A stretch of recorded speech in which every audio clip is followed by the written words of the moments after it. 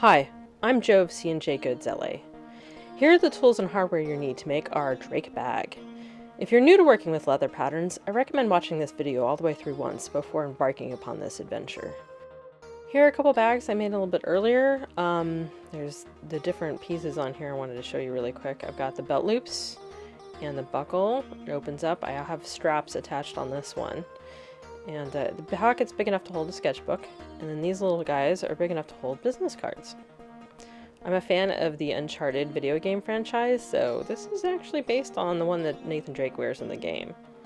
Here's one in green with black details, and I've used silver hardware. Again, I've got the strap in there because sometimes you want to carry it on the shoulder rather than on your belt. Now, these are tools that I'm experienced with and I like to use on projects. You may not have the same quantity or quality or style of tools, or you may not be comfortable with some of them. I chose black thread to go with my leather, and there will be only a few stitches visible when I'm done. This is a waxed natural fiber, so I don't have the option of using a lighter to bind my knots. You'll see later I find places to hide knots where they will not be easy to get wear.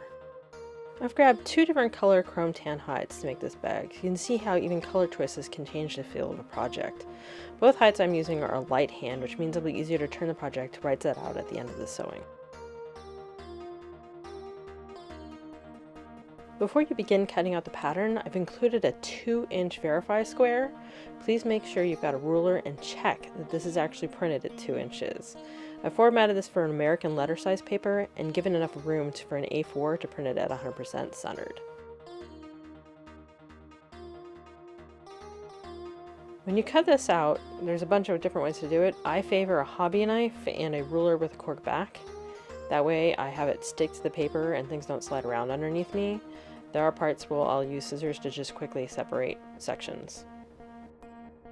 This particular piece has a little bit extra going on rather than just being a square. You've got to cut out these corners, and I have these little handy pointers to show that you need to cut that line to that hole there. There's also this little center bit that needs to get chopped out.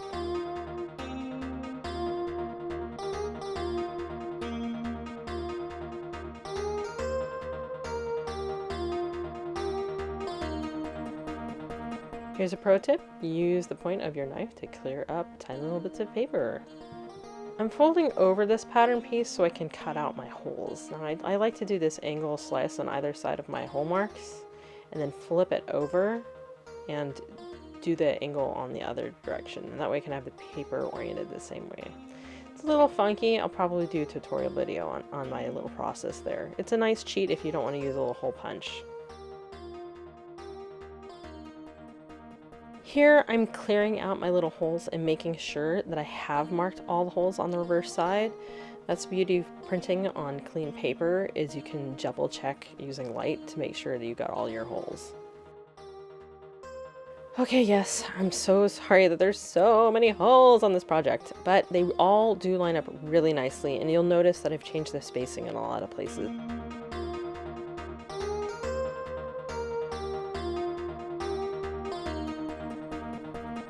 Now I'm using the black for all these little bits that I'm pointing out here. And I also want to add the bottom piece. So all those pieces I've set aside, I'm going to put on this piece of leather. Now check the other side, make sure there's no marks that you might regret later. The Sharpie that I've got on here will come off later, so I'll have to clean it. And also, if you look, this is pretty flexible stuff. And you want to make sure that it isn't too thick so that you can actually flip it inside out. Now my cuff, for instance, is a different type of hand, so it's a bit stiffer. You can see that I can't gather it the same way. I'll pull out a piece of latigo too, so you can see, again, the bend won't be as strong as what I've got on this piece of latigo. So if I bend it like this curve stays. You don't really want that for this project. The leather's too heavy, so just get rid of it. One thing about having the Sharpie on the reverse from where the printing is you can see what holes you've marked really easily. Sometimes that Sharpie bleeds into the holes that are printed on and you can't see it, but this one, I tried it the other way around. And I will go back and check to make sure that the holes go all the way through and I'm not missing anything. You'll see me use a combination of hobby knife and scissors in order to cut out this leather. It really depends on what you're comfortable with. I tend to prefer the hobby knife, but there are floppy bits on this where if I use the hobby knife, it'll stretch the leather around in funny ways. You'll notice that once I've cut a piece out of the leather, I actually stack it with a piece of paper pattern. This is a lot easier for keeping track of what holes are what kind. There are several different sizes you're going to need for this project. One's going to be a stitching, the other size is going to be for rivets. I have another size for my snaps. So by keeping the pieces together, I can also track what piece is which. Now this is how to do the buckle loop without some of the fancier punches. I've marked holes on either end of where the slot will be so that the prong on the buckle will fit, okay? So if you find a hole punch that's the right size for the prong, and then you punch it on either of those holes, grab a hobby knife and slice between them, you can have a nice thing that looks like the hole punch.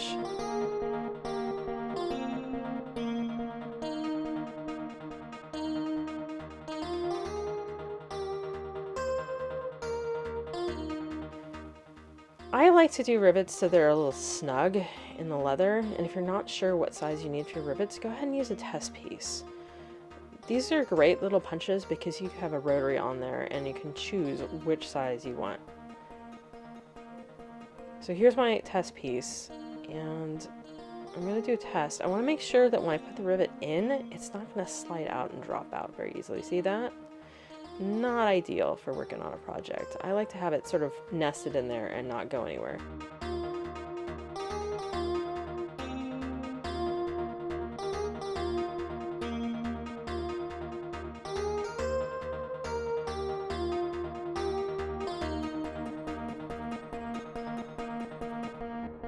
I'm using my smallest punch to do all these little stitch holes.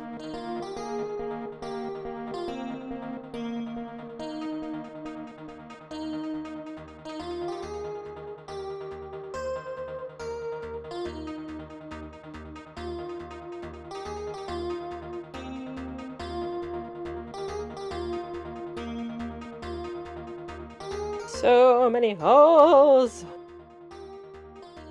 Okay, this took me probably half an hour. And all those tiny little holes are the craft herpes of leather.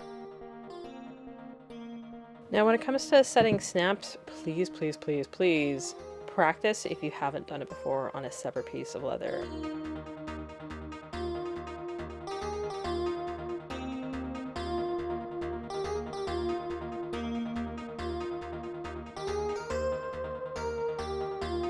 Okay, I'm using a hand setter for these snaps. Now I've got the piece of granite there because it offers more resistance than the drafting board that I have everything set up on.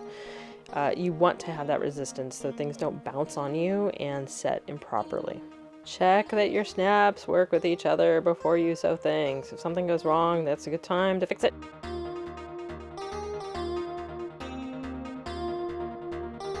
I'm checking that these are the right size rivets for this project. These will go through all 3 layers without being too long. If it's too long, sometimes it'll slide sideways when you try to set it. I do have a hand setter. I'm going to cheat and use my Big Green Monster, which is our hand press. This makes my life so much easier as a leather worker that does this for a living. So if you are thinking about taking this up as a real business versus a hobby, I highly recommend one of these.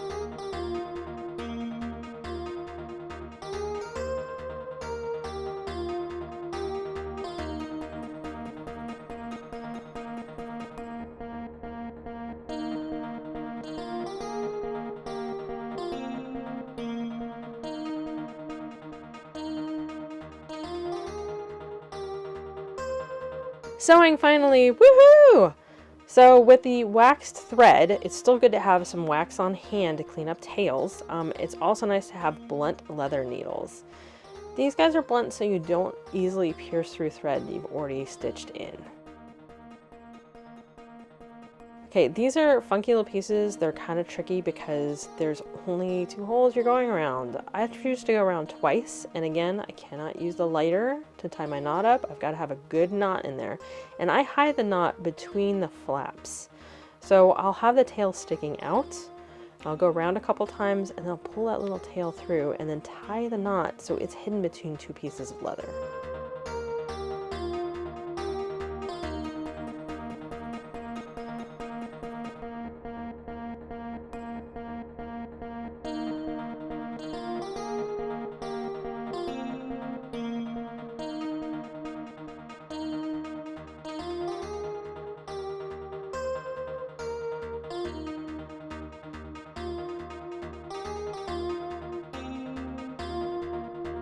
I'm putting the flaps for the pouches on before I put the front pockets themselves. These guys flop around a little bit, but it's less awkward than trying to sew them on after you put on the front pockets. Then I'll put the front pockets on just in the middle seams. You don't need to do the sides because that's all going to get done when you put the actual sides on the pouch. Clips are handy things to have nearby. You do take a risk of getting your thread caught around something when you try to pull it tight. Nature of the beast, I'm afraid.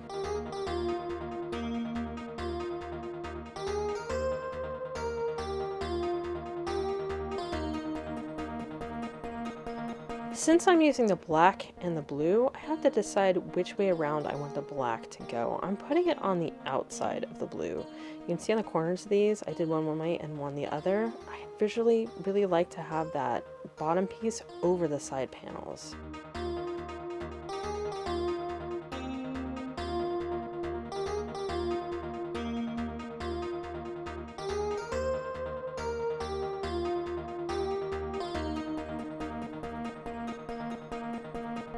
Now, this great big long side piece is a good way to measure how much thread you need. For a saddle stitch, which is 2 running needles at the same time, you need to have a triple length. That gives you room to go through thicker leathers and to be able to tie your knots when you're done sewing. I'm cutting a second piece as well because while this is open, I don't need to worry about what happens about measuring the piece later when I go to put the back piece on.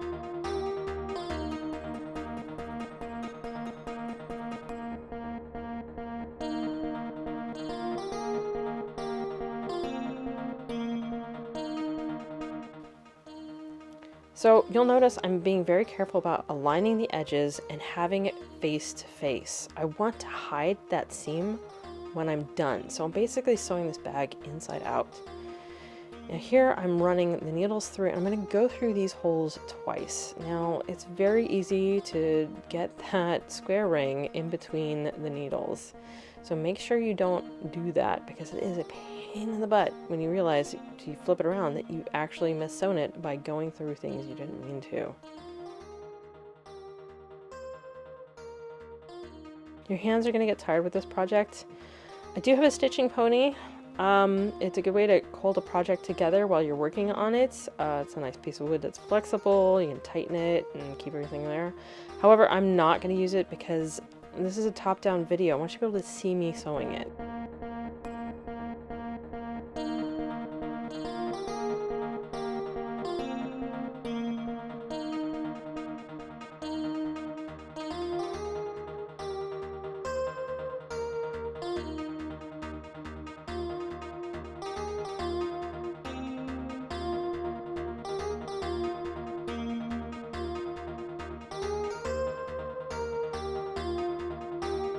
The corner is the trickiest part of the sewing on this. I've given you all the holes you need, but you need to make sure you use them.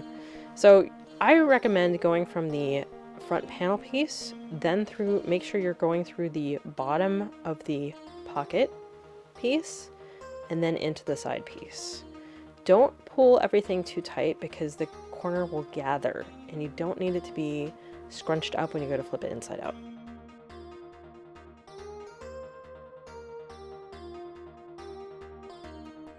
You can start at the bottom middle and work your way to the corners and up the sides. I just prefer using one thread all the way around a piece of leather.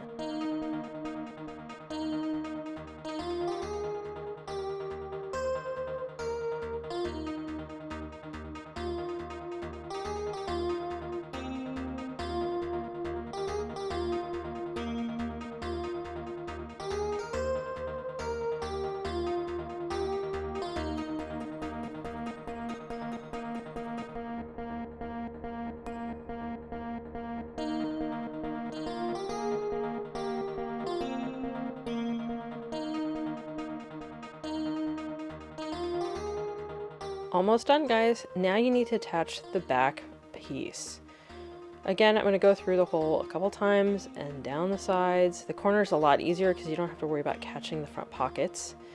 And it is good to have the clip there. It keeps things from flopping around on you.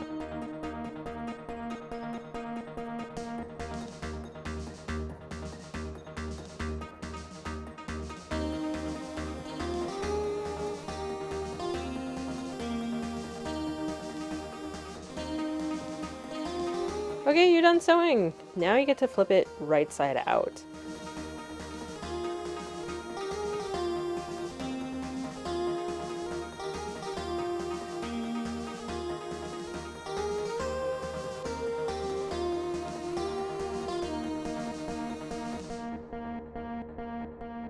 Last but not least are the holes for the tail. I've not marked these on the pattern for a number of reasons. The size of the buckle and the weight of the leather can affect how long that piece ends up needing to be. So it's easy enough to mark it and cut it even though everything's all attached. I'm adding a second hole at 3/4 out from the first, and then I'm cutting the tail so it matches the rest of the pieces on the pattern.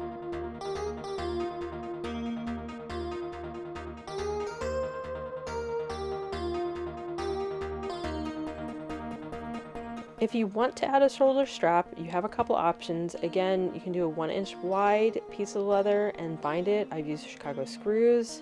If you don't want to use it ever as a hip bag, you can leave off the belt loops and instead rivet on the strap. I like options. Most of my stuff is modular. You can also use a clip to hang a strap on there. Not ideal because it will slide up and down on that square ring. You can always use a different ring, like a D-ring or a triangular ring, in order to hold that clip in place.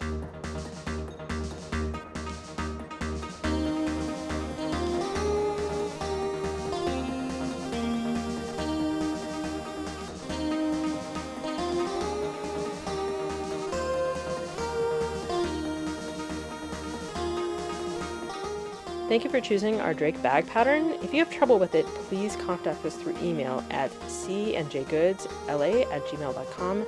That's candjgoodsla@gmail.com.